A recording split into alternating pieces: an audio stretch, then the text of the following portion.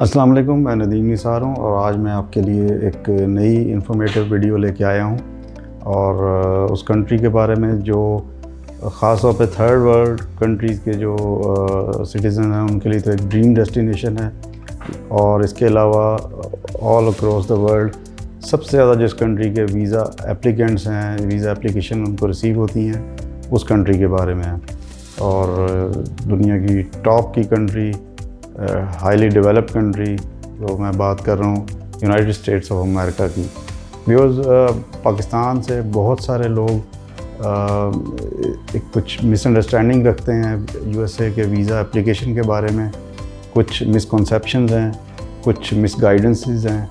तो आज मैं कोशिश करता हूँ कि आपको इनके 5 साल का वीज़ा स्टैटिस्टिक्स शो करने के अलावा आज आपको मैं कुछ वीज़ा एप्लीकेशन की टिप्स या गाइडेंस कह लें, या आपको आपकी मिसअंडरस्टैंडिंग्स जो हैं वो क्लियर करने की कोशिश करता हूँ, जो आपको डेफिनेटली हेल्प आउट करेगा। मेरी इस वीडियो के जो टारगेट है या ऑब्जेक्टिव है वो उन लोगों के लिए है जो अभी यूएसए का वीज़ा उन्होंने कभी ना अप्लाई किया है, ना ही वो वीज़ा के बारे में मिसकंसेप्शन अपनी क्लियर करते हैं और कभी उन्होंने अटैम्प्ट भी नहीं किया और ना अटैम्प्ट करना चाहते हैं, और उनके दिल में कुछ फियर्स हैं, कुछ मिसअंडरस्टैंडिंग है जिसकी वजह से वो अटैम्प्ट नहीं कर सकते या नहीं करना चाहते। मेरी वीडियो उनके लिए हरगिज़ नहीं है जो ऑलरेडी वीज़ा अप्लाई कर चुके हैं यूएसए का, या वीज़ा हासिल कर चुके हैं, या यूएसए विज़िट कर चुके हैं, क्योंकि इसमें जो इन्फॉर्मेशन है वो उन्हीं लोगों के लिए यूज़फुल रहेगी जो इस मिसअंडरस्टैंडिंग के साथ यूएसए का वीज़ा अप्लाई करने के लिए अपने आप को एलिजिबल नहीं समझते। सबसे पहले मैं आपके साथ एक इंफॉर्मेशन शेयर कर दूं। जनवरी 2024 के अंदर यूएसए गवर्नमेंट ने जो कोविड-19 की वजह से बैकलॉग था उसको एक्सपीडाइट किया और अनाउंस किया कि उन्होंने 2023 के अंदर जो नंबर ऑफ़ वीज़ा इशू किए हैं वो ख़ासे इंक्रीज़ हुए हैं और उन्होंने स्टाफ को बढ़ाया, उन्होंने स्पीड अप किया प्रोसेस, जिसकी वजह से 2023 में रिकॉर्ड वीज़े इशू किए हैं पिछले उनके 5-6 साल के जो वीज़ा स्टैटिस्टिक्स हैं उनकी बनिस्बत।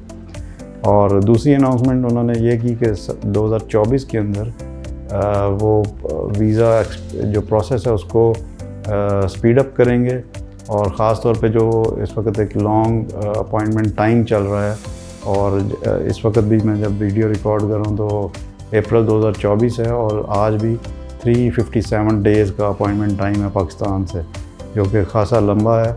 और इसको यूएस गवर्नमेंट ने अनाउंस किया है, उनका जो टारगेट है कि इस साल इसको रिड्यूस करके 90% जो वीज़ा एप्लीकेंट्स हैं उनको अपॉइंटमेंट विद इन 3 मंथ्स दे दी जाए। तो ये अभी तक तो इस पर अभी कुछ अपडेट नहीं आई, लेकिन होपफुली के कमिंग डेज़ में ये टाइम रिड्यूस हो जाएगा।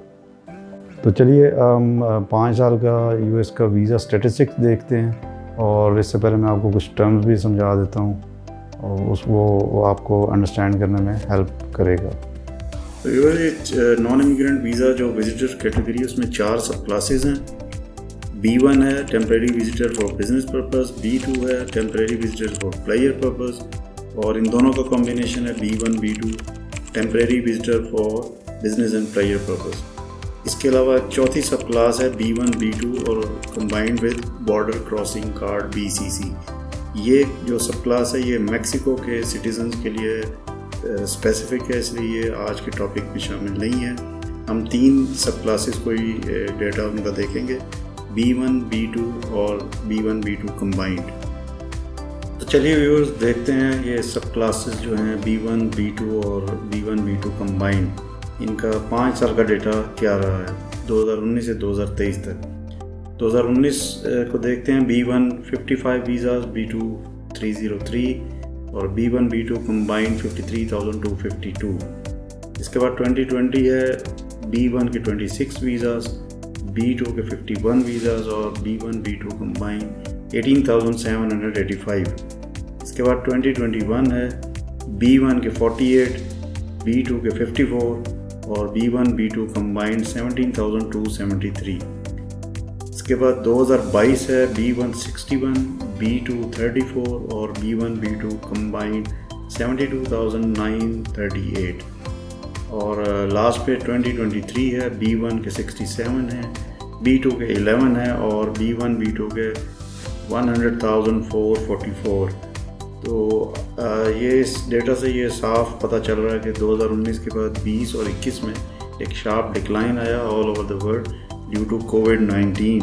तो अदरवाइज़ एज ऑफ टुडे आप ये देख सकते हैं कि ट्रेंड इंक्रीजिंग है और जो वीज़ा इशूज़ है पाकिस्तान के लिए वो नॉर्मलाइज हो चुकी है और इनकरेजिंग ट्रेंड हमें नज़र आ रहा है और आने वाले दिनों में इसमें मज़ीद इंक्रीमेंट भी आप देख सकते हैं। तो व्यूअर्स, मैंने जिस तरह आपको बताया है कि मैं आपको वीडियो के आखिर पे कुछ इम्पॉर्टेंट टिप्स दूंगा, कुछ मिसअंडरस्टैंडिंग आपकी क्लियर करूंगा, कोशिश करूंगा कि आपका ये जो कॉन्सेप्ट है ये क्लियर हो जाए।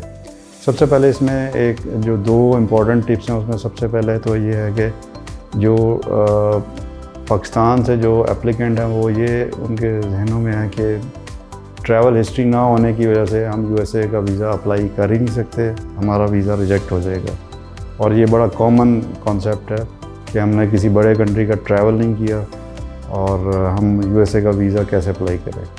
और दूसरा जो कॉन्सेप्ट है या दूसरी मिसअंडरस्टैंडिंग है वो है फ़ंड्स के बारे में। कितनी बैंक स्टेटमेंट लगाएं जी कि USA के आपको इंश्योर हो जाए वीज़ा इशुएंस का। ऐसा कुछ भी नहीं है। मैंने ख़ुद भी तजर्बा किया है और अपने इर्द गिर्द जिस सर्कल में अपने फ्रेंड्स ने जो मुझसे इन्फॉर्मेशन शेयर की है कि जिन्होंने मिलियंस की भी स्टेटमेंट लगाई हैं वो भी रिजेक्शन हुई है और जिनकी कम थी उनकी अप्रूव भी हुई है। तो ये दोनों केसेस इन रियल वर्ल्ड हमारे पास मौजूद हैं। तो इसके लिए मैं आपको इनको मैं थोड़ा सा क्लियर करने की कोशिश करता हूँ। सबसे पहले आप ये समझ लें कि ट्रैवल हिस्ट्री मैंडेटरी नहीं है USA वीज़ा अप्लाई करने के लिए। ट्रैवल हिस्ट्री हो तो अच्छी बात है, ट्रैवल हिस्ट्री ना हो तो there is always first time. पहली दफ़ा भी तो USA किसी ने जाना है तो वो कहाँ से ट्रैवल हिस्ट्री लगेगा। नंबर 1 ये कॉन्सेप्ट आप क्लियर कर लें कि ऐसा कोई रुकावट नहीं है या वीज़ा पॉलिसी में उनकी नहीं है कि जिनकी ट्रैवल हिस्ट्री नहीं है उनको USA वीज़ा नहीं देता।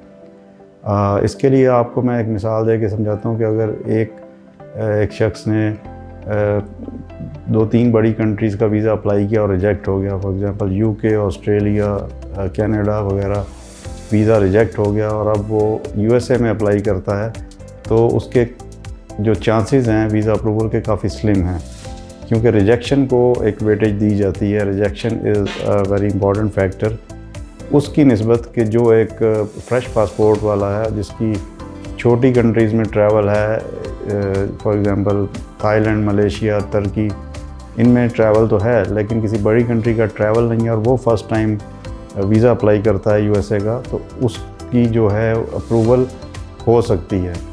मतलब उसके जो रिजेक्शन रेट हैं वो उसकी निस्बत कम होंगे जो रिजेक्शन ले के ऑलरेडी USA का वीज़ा अप्लाई कर रहा है।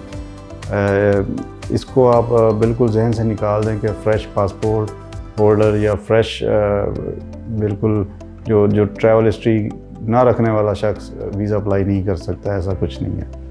और जो दूसरी टिप है वो दूसरी गाइडेंस है, जो दूसरी मिसअंडरस्टैंडिंग है लोगों के जहनों में वो ये है कि आप बैंक स्टेटमेंट कितनी लगाएं।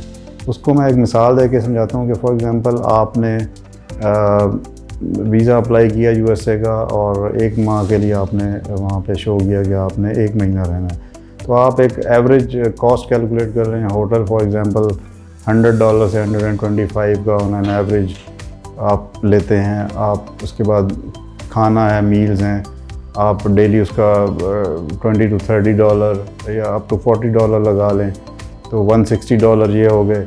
इसके बाद आप लोकल ट्रांसपोर्ट वगैरह आप इसको कर लें तो एक on an average $200 per day आपको एक एक्सपेंस आपको मीट करना है और आपने 1 महीने के लिए अप्लाई करें तो आपकी बैंक स्टेटमेंट कम से कम आपको जो सपोर्ट कर रही हो वो $6000 या उससे थोड़ी सी ऊपर हो।